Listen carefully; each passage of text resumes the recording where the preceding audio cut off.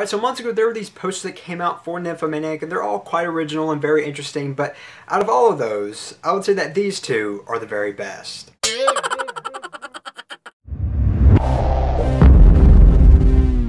Hi, welcome to my review of Nymphomaniac, Volume 1, directed by Lars von Trier, a film that follows a woman and her lifelong struggle of suffering from nymphomania.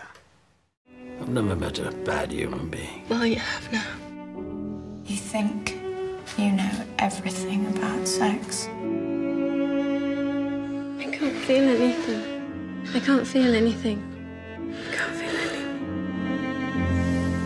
Perhaps the only difference between me and other people was that I've always demanded more from the sunset.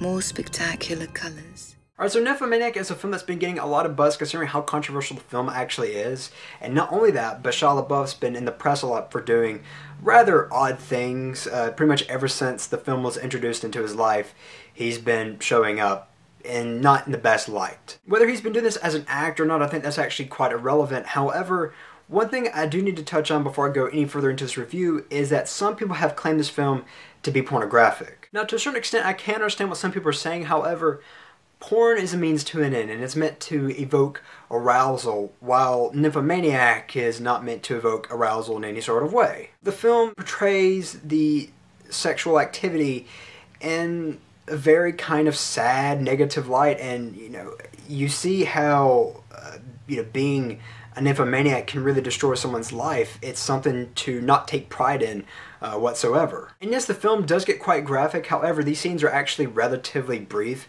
It's not like something like Blues Warm Color where there's like a 5-minute plus sex scene, nor does it relish in its sexual acts or is it self-indulgent. And what I also really like about Nymphomaniac is that it's just a very thought-provoking and captivating film, and I really like how the film basically compares mating to fishing. I never really thought about it that way, but there's actually a lot of similarities. And I also really like how the film basically has something to say about humans and infidelity, and it's just a very cultured and intelligent film. And another thing I want to say is that all the performances in Nymphomaniac are actually really, really good. There's not a bad performance in this film. However, if I had to say what is the best performance in the film, I might say that is Stacy Martin, because she's given a lot to do and she's having to show a lot of skin. And although his accent was a bit off at times, I would even say that Shia LeBeouf was actually really good in this film. And I'm not one of those people who hates on Shia LeBeouf, because I actually think he's a decent actor when he's not in a Transformers film. And on the subject of great things, this is going to be relatively brief, but if I had to pick what is perhaps the best scene in the entire film, I would say it's the scene between Uma Thurman and Stacy Martin, because it is quite excellent. Now, if there is a problem I have with this film,